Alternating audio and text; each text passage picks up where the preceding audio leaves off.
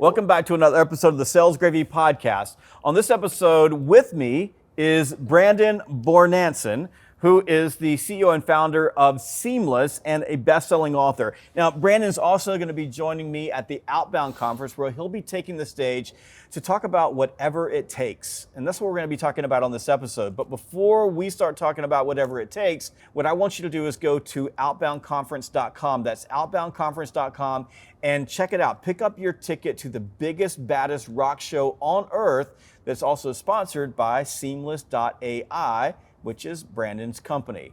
So Brandon, welcome to the Sales Gravy Podcast. Thank you for having me, man. I'm thrilled to be here, and it's an honor. I'm grateful. You know, you and many of the speakers, Anthony Iannarino, Victor Antonio, Meredith Powell, Amy Franco, a lot of these sales experts at the conference have been mentors. That's how I became a best-selling author. That's how I helped scale a company to almost 100 million and beat Mark Benioff 0 to 100 in 5 years.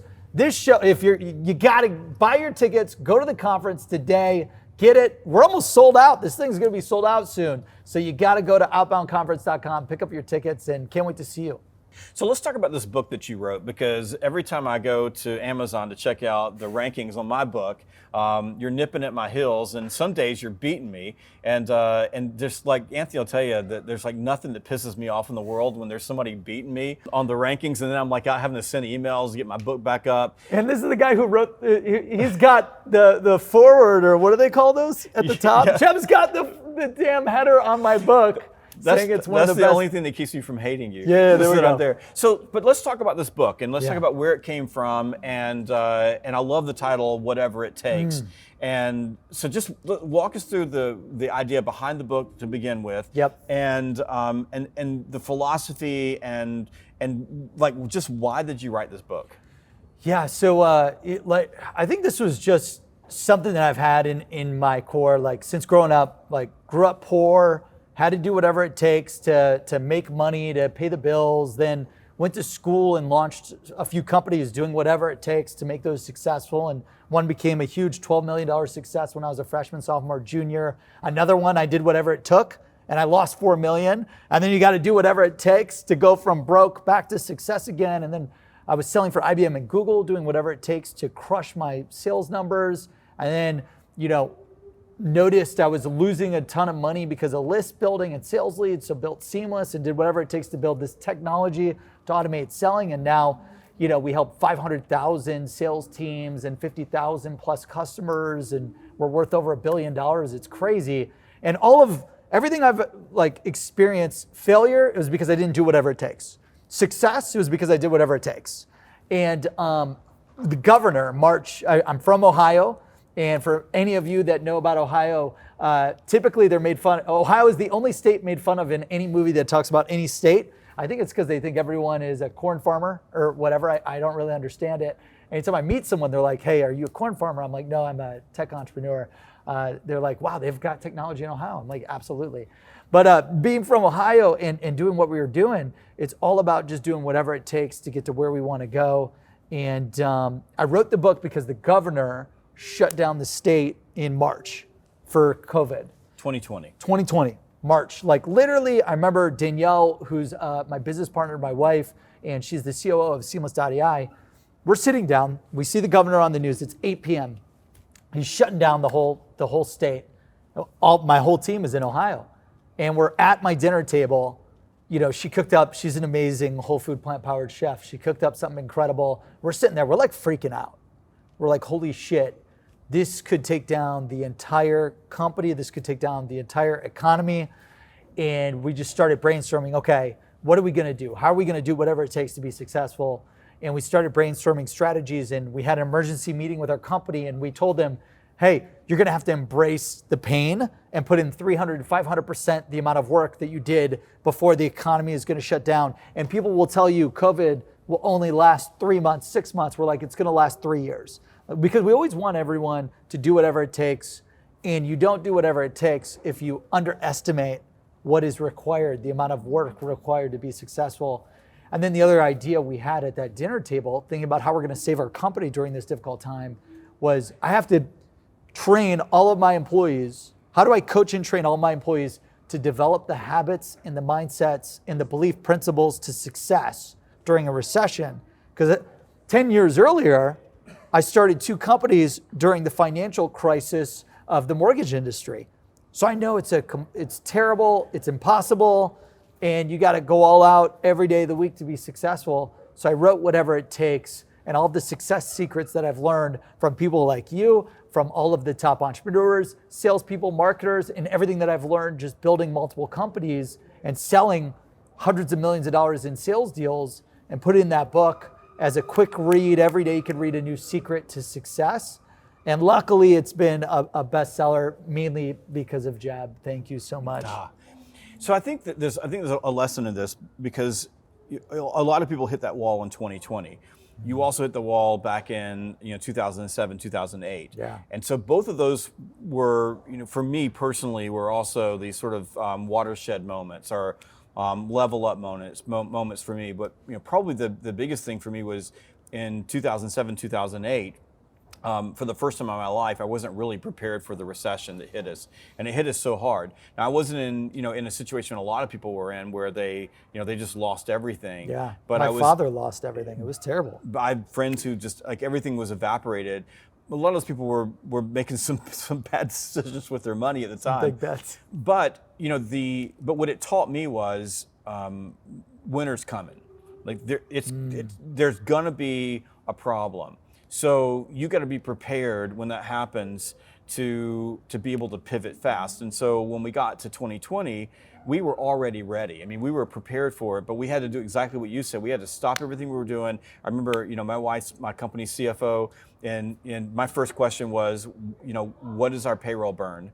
Yeah, and what's our dry powder? And how what's long? the burn? Like, how long do we have? And she was like, we got 3 years. Don't even worry about it. And I was like, okay, it's great, because then we knew that we could relax on that.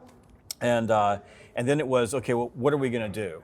And what is, like you said, whatever it takes. And I think that's sort of that mentality of, it's Anthony Enarino says this all the time. It's the rain barrel versus the Rainmaker mentality, right? So the rain barrel looks at all this stuff happening and go, who's going to save me? And the Rainmaker says, you know what? I'm looking around here.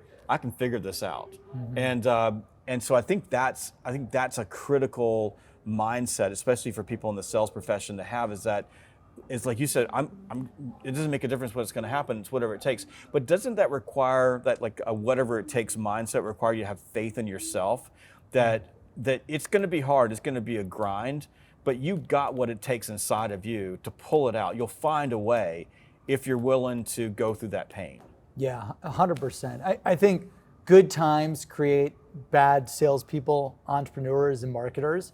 I think bad times create great, unstoppable teams, salespeople, marketers, and entrepreneurs. And that's why I'm most excited about this recession coming, because if you've studied and you've mastered the habits in Whatever It Takes, and you know to be positive, coachable, hardworking, do whatever it takes, pay the experts to give you the clues to success, put in way more work than what is anticipated, a lot of these principles in the book, no bad experience, no bad length of time will ever slow you down. And anyone can learn it, anyone can do it. It's just, you gotta have an open mindset, and you gotta really believe that every single thing that you face is an opportunity. And I know, like, one of the ways that I've done this is I know how much time I have left till I live. Right. I'm like, the average person lives till they're 79. I know I've got X amount of days left. So, like, every hour, every second I'm trying to squeeze, because, like, life is short and we got to go all out to impact and serve as many people as possible. And the more that we serve other people, the more that we will get what we want in life. And anyone can do whatever it takes to be successful. So how do you find that focal point when, everything seems to be hitting the fan, mm-hmm. and it feels like you're losing, you're in trouble, maybe you've lost your job, maybe you just lost a deal, maybe you're making outbound calls to your prospects and they're all telling you, well, we're not buying right now, or whatever. So internally, I think you have to have faith in yourself that you can find a way. For me personally, sales has always been that mechanism for me. No matter whatever happened, I knew I could sell my way out of it. I mean, I don't care what it is. If I lose everything tomorrow, I can start over again because I can go out and close business because I'm not afraid to prospect. Yeah. But there's also that external thing that you've got to be looking at, because it's, I think, you're a different type of personality, but we just don't gloss over the fact that sometimes when everything's going awry in your life and you got a family and you got people that count on you, it's easy to go back into that rain barrel mentality, or to go back into that, thinking about what I've lost, right, in that moment. How do you get that focus where you can see over the horizon and get that the work that you're doing now, right, the things that you're sacrificing for in this moment, the grind, the pain, is going to get you to that place? How do you get that focus? Yeah, I think it starts, so I've got really 5 pillars to success that will take you out of any bad situation into a good situation. The first pillar is mindset. I set massive goals, and I write my goals down 3 times a day. One at 5 a.m., one at 12, and then one at 5 p.m. So right away, my intention, I wake up at 4 a.m., just like Anthony Norino does, and right away, I write down my goals, and then I read for an hour, I write for an hour, I prospect for an hour. Like if I could wake up at 4 a.m. and do a bunch of work till noon, by noon I already put in a full day's worth of work. And when you're writing down your goals repetitively, I believe you're manifesting your fate. Like you're telling yourself, hey, I'm going to achieve this. And when you keep writing it down, you start thinking about what are you going to do? What are you going to change in your habits, your network? Since your network is your net worth, how are you going to change your network? How are you going to change your actions? Actions create results. It's not thinking more. Like thinking doesn't solve anything if you're not taking action. And I believe that mindset is the first key pillar. So once you say, one of the goals I write down is 100 million ARR and IPO. I write it down every day. I've been writing it down for 3 years. You could feel like you're getting sick of writing the same thing down, but you just got to stay focused on it. Another one is 1 million people in President's Club, which for us is our special President's Club award that we ship to you when you make over $1 million in sales. And then others like number 1 best places to work for 50 years in a row. I want to help all of our employees achieve financial freedom. Just these different goals. Number 1 husband in the world, which my wife Danielle would say I'm very, very far from achieving right now, but I'm always working every day. So mindset is the first pillar. And then I believe... Let me stop you here. So you don't just write down your goals and set them and forget them. You go back to those goals every single day and reaffirm those goals in writing every single day. Yeah, I break down these big goals into daily actions. So if my goal is 100 million in annual recurring revenue, how many leads do I need a day?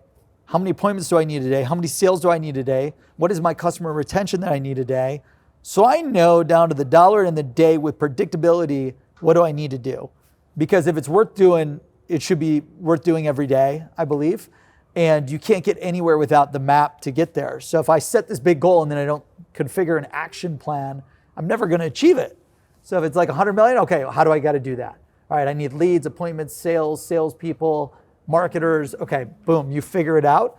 And then every day when you wake up and you're writing down your goals, you think about the action plan every day that you need to hit to achieve that. And during COVID, we were able to grow 300% one year, 500% another year, because it's just doing whatever it takes, setting these goals, and having the right mindset across every single person in your network. And really, if you're doing whatever it takes tied to maximizing your customers' results, you got to have a big vision and purpose and mission to help change a lot of people's lives. And when you combine those things, you can do anything during any difficult time, during any great time. Perfect. Pillar number 2. Pillar number 2 is the list. So my first company that I built in college that did $12 million, I built a list of all the college students, and I was selling online poker. So I would market for Full Tilt Poker, PokerStars, Party Poker. I built a list. I went to basically like the original Facebooks, where you would go into your dorm website and you'd see everyone's face. Well, I figured out a way how to crawl it and scrape it, and I put it into an email list. I mass emailed, hey, join Party Poker, I'll give you $50. They signed up, I would make $100. And then I just kept building these lists, emailing the list, they would sign up, and I went from making $1,000 a day to $10,000 to $100,000, and then it turned into $12 million. My second company in mobile, when I was 22, failed because it was B2B text message marketing, and I didn't have the list of the people which were B2B marketers at Fortune 500 companies to sell to. So I wasted 3.5 years of my life, $4 million. And then when that company failed, I lost everything I owned during the financial mortgage crisis of 2007 to 2009. I did a postmortem. I'm like, why the hell did this one company do well and this one company fail? And it was because I didn't have the list. So then when I went and sold for IBM, the first thing I said was I got to build the list. So then I go and buy these expensive multi-million-dollar sales databases. You know, these salespeople, they promise you the world. You get into them, they say, we're going to have 1 million people, and then you log in, you got 1,000 people to sell to, and then you got bounced emails and phone numbers. I'm like, shit, this is bad. So then I built our own search engine, which is seamless to find everyone they need to sell to. And then I was able to become a multi-millionaire in sales selling, and realized right when my life changed, it was like, hey, I want to help every salesperson in the world build the list, sell to the list, because we fundamentally believe the life that you want, the family that you want, the freedom that you want is going to be created by the list that you sell to. The only way to sell that list is with Seamless. You can't sell anything to anyone without the list. And that's, a key tenet in fanatical prospecting is better list, better outcome. Yeah. And when I'm sitting in front of salespeople, I was with a group of salespeople last week. We're sitting down having a conversation. We were running phone blocks, which they don't like because I make them do it on the spot. And Love one that. person has a great experience, the other person had a bad experience. And I'm like, you had time to build the list. One person built a great list. One person built a poor list. Better list, better outcome. And 100%. if you think about that from a selling standpoint, and especially when you're using a tool like Seamless, you have to also think that all those prospecting touches make your list better. Yeah. So every time you touch someone, you become more familiar to them, which means they're more likely to engage. Plus, you gather all the little pieces of information, this jigsaw, and you put it all together. And a lot of salespeople don't get that. Pillar number 3. Yeah, pillar number 3 is scripts.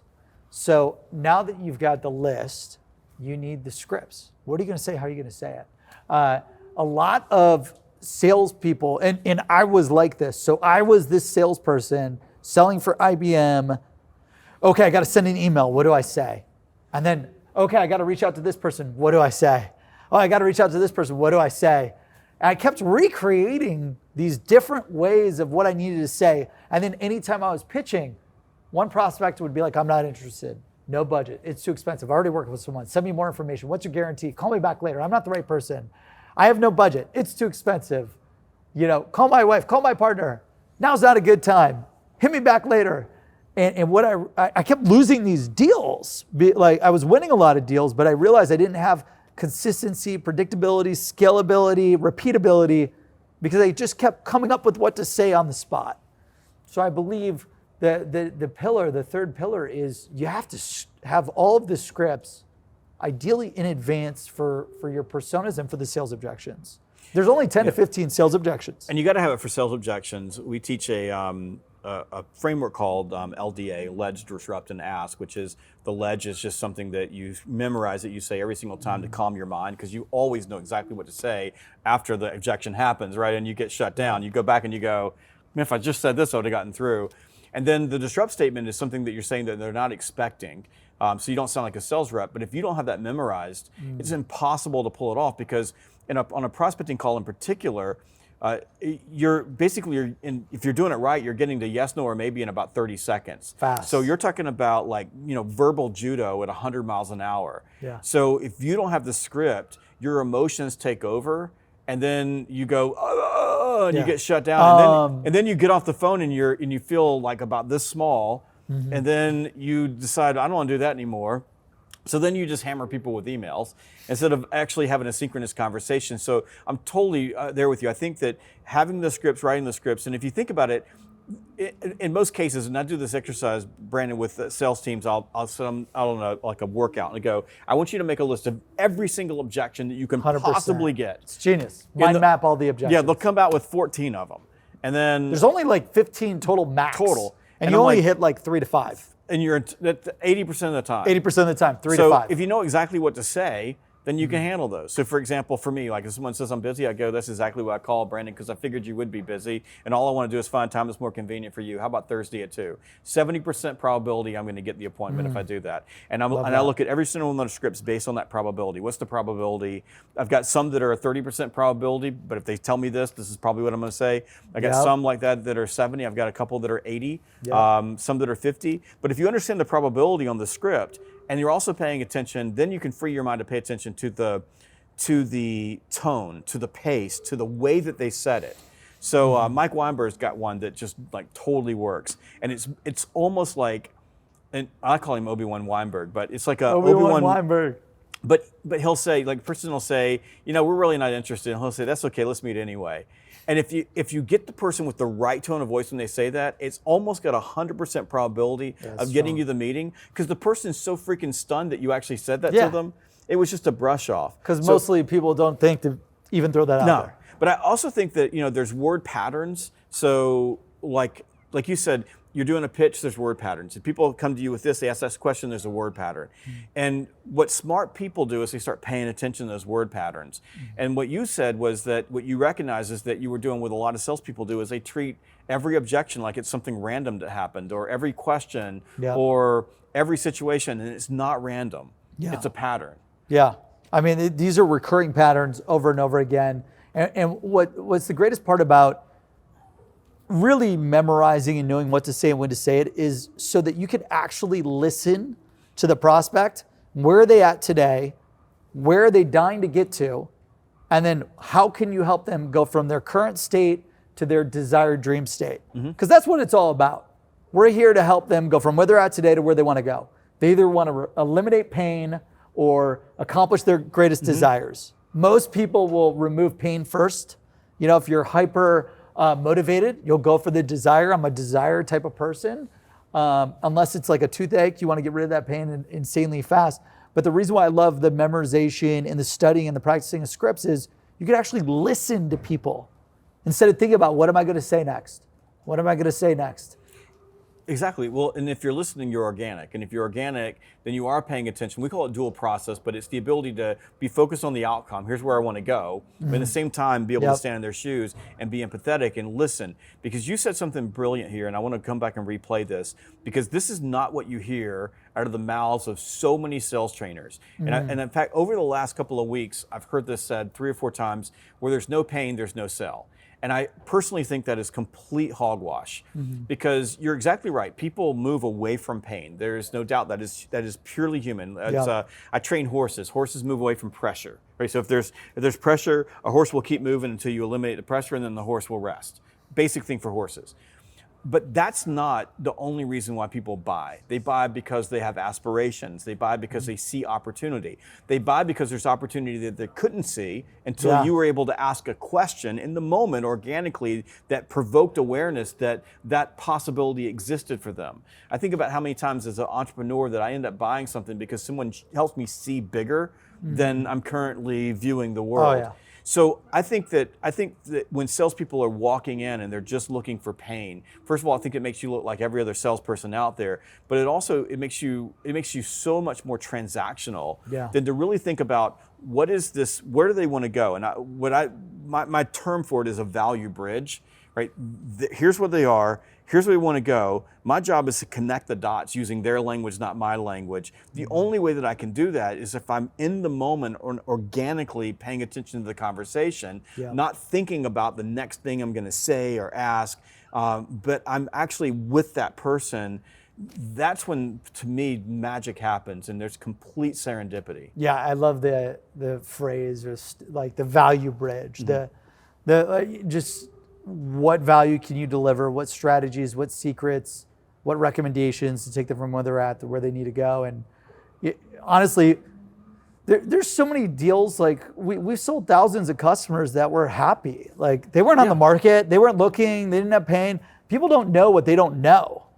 Like, and then you meet these experts that could show them how to grow faster, get smarter, get better, eliminate time, remove any friction out of the equation to get to where they want to go.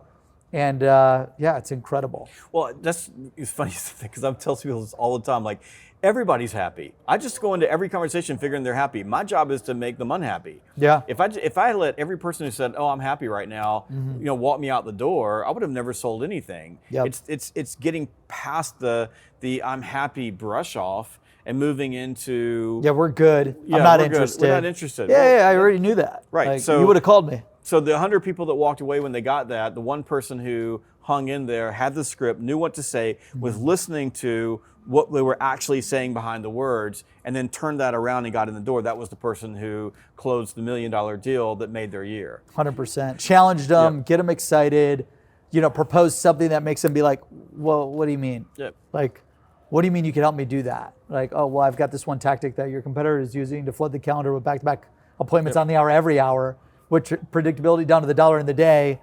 And you could use it and you could swipe this strategy in 10 minutes or less for free. I just need 2 minutes. They'll be like, what? Yep. Okay, sure, shoot. What the hell are you talking about? Very good. Pillar number 4 you're gonna love. All right. So pillar number 4 is training. This is a philosophy to whatever it takes. So our core values at Seamless.ai and why it's the #1 best places to work, Tech Company of the Year, LinkedIn Top Startups, all this jazz, all the awards, which are accolades that we earned for delivering for our customers, the 500,000 teams that use it. But our core values that the employees leverage is positivity, coachability, hard work, whatever it takes. If you don't exude those 4 core values, you're out of the company. I can't be around you. And the coachability part is training. Like, coachability just means you have an open mind and you're hungry to improve. Our philosophy is at least 1% a day. If you improve 1% a day over the course of a year, you will get 37x the results. So that means if I'm a sales rep making 100K, I improve 1% a day for the whole year, I'm worth $3.7 million.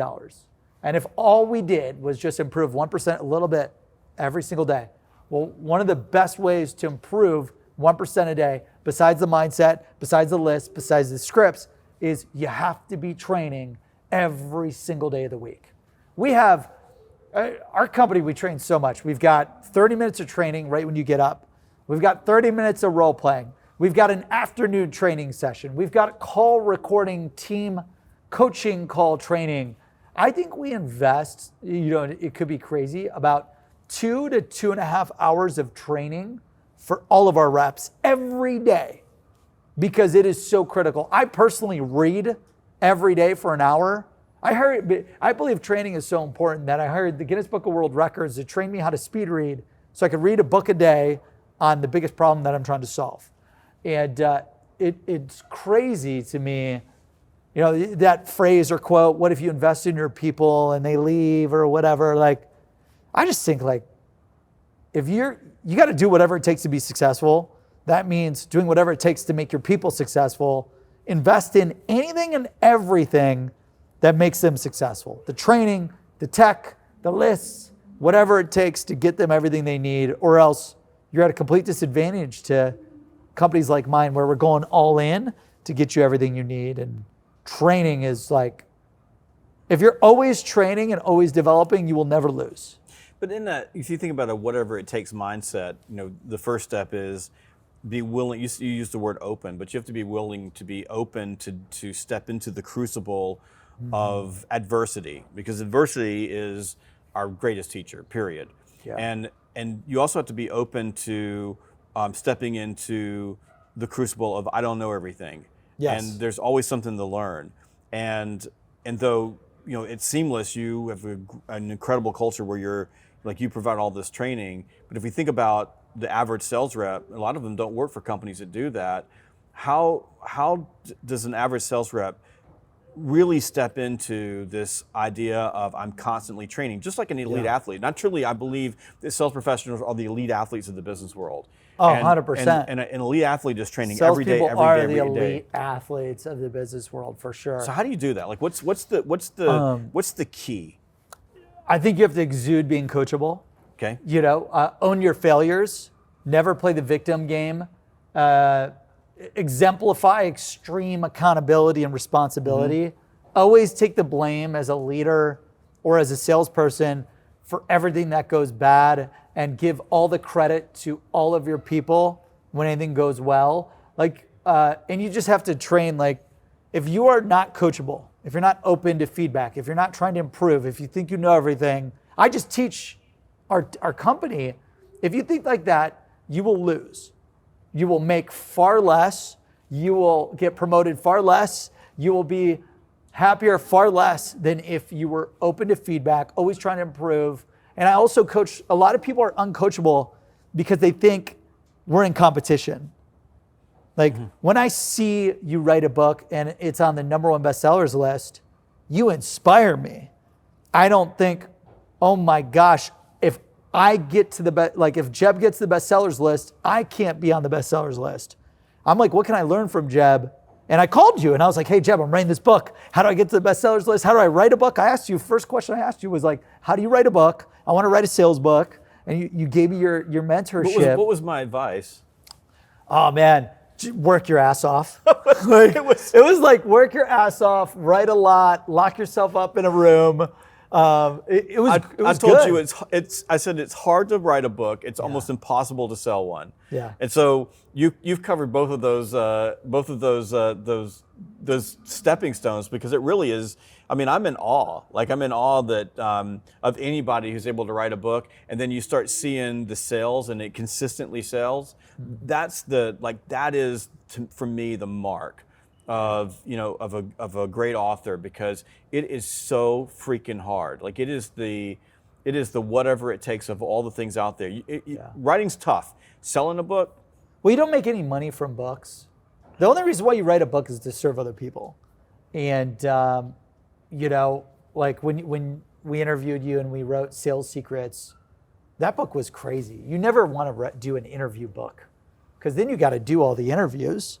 Then you got to transcribe the interviews. Then you have to write the interviews from what you learned on the interview. Like Sales Secrets took me 2 years to write.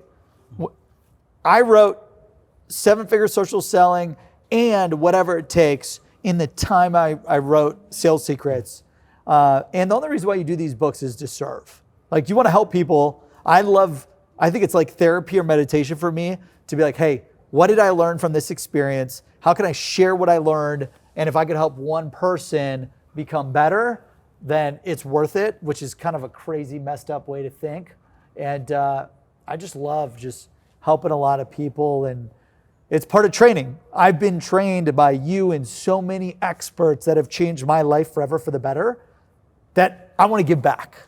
What did I learn taking all the training to become a top entrepreneur and to be surrounded by all these game changers that work at Seamless? And what are we learning every day from successes, failures, and put it back out into the universe? And the more you give, the more you get.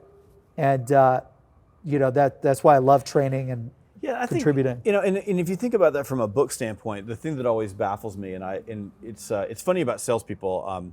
I did this training video program, and I looked at this past weekend I went all through reviews. So there's probably, which is hard to do. Yeah, there's probably 120 of them. The hard thing is that 118 of them are awesome. Yeah. Right, and then there's a couple of them. But you read the 1 and 2 stars, and it's like, oh, there was nothing new here, or I was looking for some secrets, or I've heard all this before, and then right next to it, somebody said, this changed my life, changed everything for me. This was the day I needed to see this. Yeah, and you see the difference. You see the difference in people. It's like on Amazon, like you read a review and they go, like they read one of Anthony's books and they'll go, well, nothing new here, Or, and we support each other. Someone says something like just stupid, and you go, what's wrong with you? There's nothing new here. Or even worse are the salespeople who say, I don't read books. And I think to yourself, you said, I took all this information I've learned, multiple entrepreneur. I've failed. I've gone through adversity. I've been successful. I put it in a book, and the book costs, like on Kindle, $4. Yeah, anywhere from $1 to $20. Right. You don't read it. What is wrong with you? And by the way, you can listen to it. Success clues. Like these are the cheat codes to success. And it's cheap. It's dirt cheap. $20, and you get someone's, the entirety of how they do business. Like for me, Sales EQ, I made a video, like people ask me, like, who are you? And I go, read my book. Yeah. Like, I'm taking what's inside of me that I know, that I've been successful at, that I've, built a career on, built businesses on, and I gave it to you exactly the way I do it. Yeah. And you go, oh, I'm too busy to read a book. So I think from a training standpoint that if there's one message, I think it's a strong message, is that you have got to constantly invest in yourself. And even if it looks like there's not something that you're getting out of it, what you described at Seamless is that you don't train, you repeat. We run the same plays every single day, and the reason we run those plays every single day is so that when you're in the middle of the game and the person says, I'm happy, you know exactly what to do, exactly what to say to get that meeting so that you can win that deal and you can take care of your family.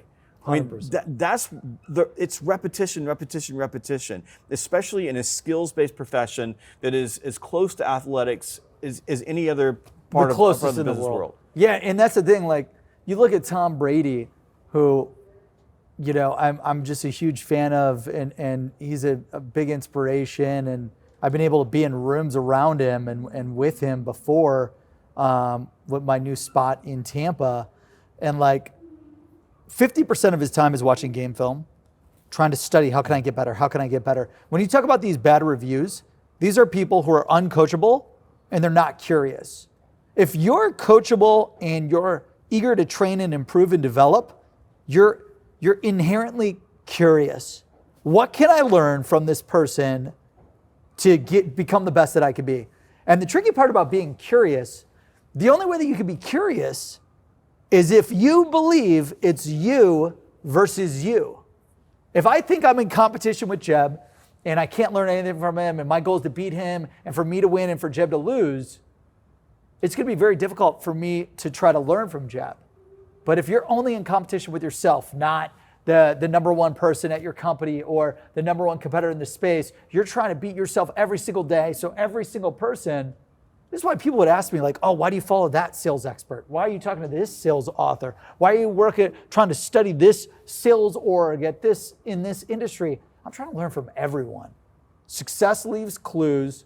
Every single person has been through a different experience that I can learn from to get to the next level of the game. My game right now is I'm generating tens of millions of dollars. I need to beat Mark Benioff, 0 to 100 million in ARR in 5.2 years or less. And for me to do that with our team, I need to learn from everyone, and I need to be only trying to beat myself, and you got to be curious, and you got to always try to improve. And you know how timeless is success leaves clues. Aristotle said this. Ancient Greeks had already figured out that someone's already done it, right? And it's there. Just pay attention. All right, pillar number five. Pillar number 5 is simple yet difficult to execute every day of the week. And this is activity. You could have the right mindset. You could have the largest, most perfect list of leads. You could have the greatest scripts in the world. You could have the best training. But if you're not actually selling and prospecting and calling and emailing and booking appointments and pitching and closing and doing sales discovery and follow up and doing the marketing and the multi-channel sales campaigns, you're not going to sell anything to anyone. You can't study and build lists and watch training and write scripts.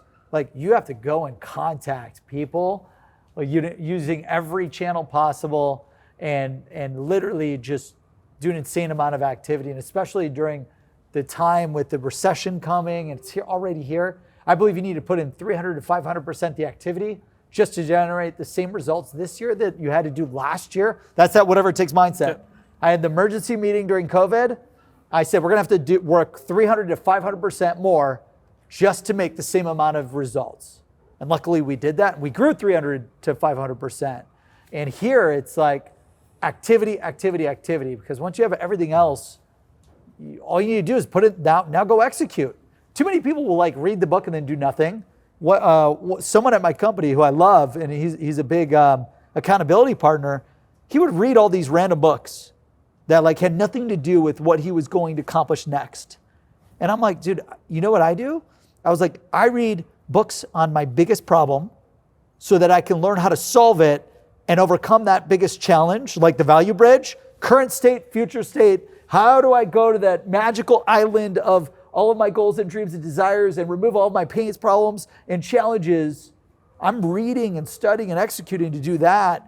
And they were just reading and studying just for fun. And I'm like, if you actually apply this to solve your problems, to achieve your goals and dreams, you'll be ultra successful. They started going all in, boom, skyrocketed. And the same with this activity. You just got to go all out. I think that's absolutely true about recessions. And I just go back to, and it was a really long sort of melees in the economy, but 2008, 2009, 2010, 2011. Brutal. I worked as hard as I'd ever worked in my life, basically treading water. Yeah. But I wasn't sinking. I was treading water, and it was, and it set up the success. Sales Gravy is 14 years old, so Sales Gravy was born in the middle of that recession because I was in a place where the boats had been burned, and it was a whatever it takes moment because you're either gonna swim or you're gonna die. Like that's that was what it. Makes you or breaks you. That was right it. There. So, but I think you've nailed it. I think activity is everything. You have to be doing things, and the way that I look at activity in a moment, especially when you're in that situation where you've got to think about a question I asked you earlier about you got to have something to focus on. Yep. The secret of activity is discipline. And discipline, all discipline is sacrificing what you want now for what you want most. I mean, that is really, if you think the formula for I'm willing to do what it takes to get here. Yeah. But if you don't know what it is that you want most, go back to you setting goals, you're not going to get there. But, and this is what's important, you might know what you want most, but if you don't have a map to get there, you got to go train, right? You got to go learn. You got to go find someone who's already gone there and done that. And then, especially if you're in sales, you got to have that list, right? You got to be able to go back and find the people to talk to. But you got to be willing to do that. And if you don't have that thing that you want more, you're never going to get there because you're going to sit at home and watch cat videos. You're going to play videos. Or what you want most is to sit around and sulk because you just lost everything or something's going wrong. So you've got the luxury of sitting around, oh, I don't know what's going to happen playing to me. Playing the victim game. Or complaining to the boss or telling yourself that you don't have time for the activity. Man, I'm telling you something. I got lit up last week because I was sitting in front of a group of salespeople, and I got a couple of them telling me that they can't prospect because they don't have any time. And I'm looking at them going, tell me what else is important in your life. Your job is a salesperson. It is to close new deals. Anthony says this. Anthony Iannarino is sitting off stage right now, so he's listening, and I'm looking at him. But he told me on the way out, because I called him about this, he goes, your job is to go find opportunity and pursue opportunity. I say it's putting stuff into the pipe and moving it through the pipe. That's it. And if you think about that, everything else is academic. So when it comes to activity, isn't it important that you know exactly what you want to get to and you're able to laser focus and dial in to only those activities that matter the most, and everything else you can ignore? Yeah, 100%. It's like, if I break down the $100 million goal, I know I need 32,000 in MRR a day. I know how many appointments I need a day. I know how many leads I need a day. I know how many sales I need a day. And then and the way that you do that is there's 265 sales days in a year. Like if you exclude the weekends, there's 265 sales days in a year, which already makes you go from the 365 to the 265. You're like, shit, that's gone. 1/3, 1/4 of the year is completely shot. So then whatever your goal is, divide that gives you by 265, that gives you the daily leads, appointments, and sales that you need to be successful. And then the difference between the most successful and others is just, like you said, the discipline, which I also label consistency. Yep. Like daily activity repeated in and out. How many leads did I go after? How many calls did I make? How many emails? How many social touches? How many meetings did I pitch? And how many deals I follow up and close on? It's consistency, which is hard. Every day separates the winners from the rest. And I think with activity, there's three factors to it. One, do I have the knowledge that I need, like the game plan to execute the activity? Then it's actually doing the activity. And I believe the only thing that holds you back from the knowledge and the activity is fear. Like the majority of us, we don't do things because of fear. Like the reason, we were talking about launching our event because you got the big outboundconference.com best sales event of the year coming here in September in Atlanta. And I already started talking to you. I'm like, man, we want to do our own customer event to celebrate all of our customers, but we're scared. We don't know how. I'm like, dude, now I know we need to run an event. I got to figure out how do we run an event, and then I got to take the action and overcome the fear that holds me back. Activity, like fear kills more dreams and opportunity than anything else will. And you just got to realize, like, face everything and rise up. False events appearing real, whatever the fear is, or the mentality that you've got, the victim game, the blame game, cut that shit out, overcome the fear, just take the action and do it. And you'll be successful if you've got the mindset, the list, the scripts, the training, and the activity. And you do those 5 things. If it's worth doing once, I believe it's worth doing daily. So let's close out and wrap this up with a little bow on activity and fear, and that's faith. Mm-hmm. So it's back to believing in yourself and believing in the process. Because the thing about activity is that in any situation, especially some of the things, and when you tell the story of, I had a successful business and then I blew one up. Yep. So, but then you got to start over again. And when you're in a hole, man, it's an awful place because it looks like the climb out is so far that you can't get out. Yeah. But if you were to talk to someone, let's say climbing a mountain, they would say, just focus on the next step. Mm-hmm. The thing about activity is that if you're doing the right activity, just go back to Success Leaves Clues, doing the activity a day is not going to generate results. Like, hey, the wrong activity. Dude, I had a prospecting block. And then they go, but I didn't get anything from it, so it's got to be something else. I'm like, no, you got to do it tomorrow and the next day and the next day. Because it's not one prospecting block. It's the cumulative impact of a little bit of activity done consistently every single day, back to discipline. Yeah. It adds up over time. When I started Sales Gravy, I basically was at the bottom of my barrel. Yeah. And in the middle of the worst financial crisis of my entire lifetime, everything that I knew to be solid, foundational in my life had been completely ripped away. Wow. And the only thing that I knew how to do was sell stuff. So I had this great idea, and my first idea sucked, and it failed, and I had to start over again. I didn't change the name of the company; I just changed the strategy. But it took go all the way to like 2011, 2012. So we're talking in 4 years. Wow. of believing in it and grinding out, and nights where I know you've been there where like I didn't sleep. And there are months at a time that I don't even remember because I was just basically running on fumes. But I knew the right things to do. Mm-hmm. It wasn't like I thought I was doing a bunch of wrong things. It was just that the right things to do, doing a little every day, were hard. Yeah. It wasn't easy. Challenging. But hard. That goes back to faith. If I know what I want and I believe in the system, if I said, let's work on scripts for the top 5 objections that I'm going to get.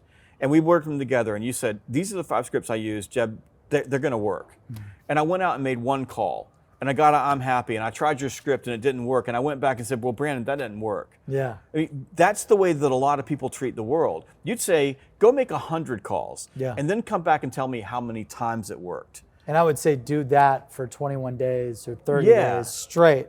Don't tell me it didn't work until you've done it for 30 days straight. That's what I think one of the problems is. It's fear, and it's the unwillingness to, maybe this is pun intended, do whatever it takes. Like the willingness to get up every day and crush through that pain. And then when it didn't work that day, to get up and do it again because you know the right thing to do. And that's what training does for you. Training tells you this is the path that you're supposed to be on. So does coachability. Yeah. Yeah, 100%. I mean, you just gotta develop the plan and execute it repeatedly, no matter what. And I think faith comes with consistency. I think faith comes with like learning and having the knowledge. Like the Success Leaves Clues. You've got, the technologies that teach you what you need to do. You've got the books out there. You've got the courses, the masterminds. All of these things tell you what you need to do. Like, every problem someone in the world has experienced, except for like Elon Musk trying to launch rockets and land them back down. Every problem had books written about them except for that. That's like the one thing that's never been done before. Selling or marketing or entrepreneurship or building companies, like there's a million experts, like there's a million pieces of content that will tell you what to do. Find the top experts, study what they've done to be successful, model them, and then go execute on that, leveraging the right mindset, the list, the scripts, the activity, and the training, and you'll be golden. And you got to do it every day. Like I think about it as athletes, right? Kobe Bryant, 4 a.m. every day, went to practice, practiced for 2 hours, took a break, went back to practice for 2 hours, took a break, went back to practice for 2 hours, took a break. This guy did this 7 days a week. He was an animal. Tom Brady studies game film 50% of his time every single day of the week on the opponents. So it's daily action, repeated over time, setting a big goal, and having the right lists and the right scripts and the right activity. You can do anything. You're unstoppable as long as you do whatever it takes. I love it. Brandon Bornancin, the number one best-selling author of the book, Whatever It Takes. You got to go pick that up. You can listen to it. You can read it on Kindle. You can read the hard copy.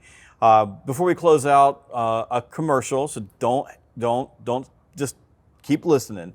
Outbound Conference, you're going to be speaking from the main stage this year. Yeah. Tell us about why people, I'm going to let you run the commercial, why people should come to Outbound to see you.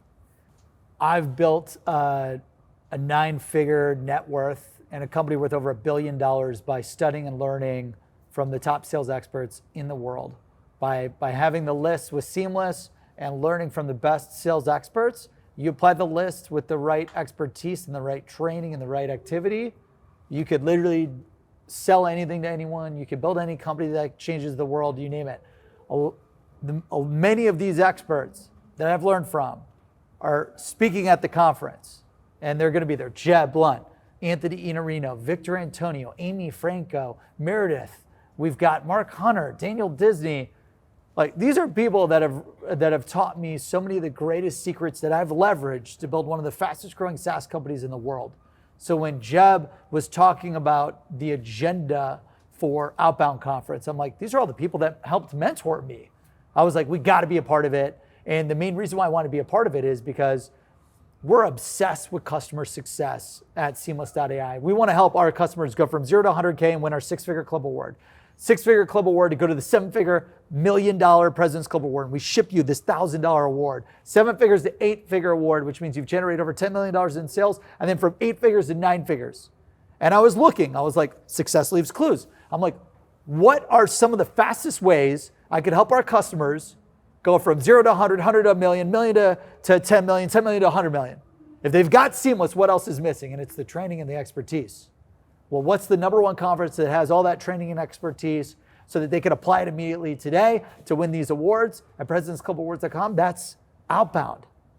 So when you're thinking about what are you missing right now in your life, in your business, with your team, with your salespeople, with your SDRs, your AEs, your VPs, maybe your marketing team, maybe your C-suite just doesn't know what to do because you're stuck, you're missing your quota year after year, you're losing budget, you're losing market share to your competitors, and you don't have the answers.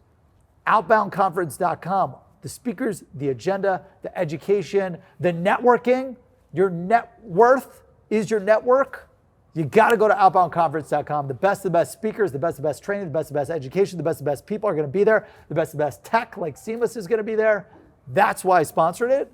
And that's why we're excited to be a title sponsor, because we only want the best for our customers, and outboundconference.com offers that. Very good. That was better than I could do it. All right, everybody. See you next time on the Sales Gravy Podcast.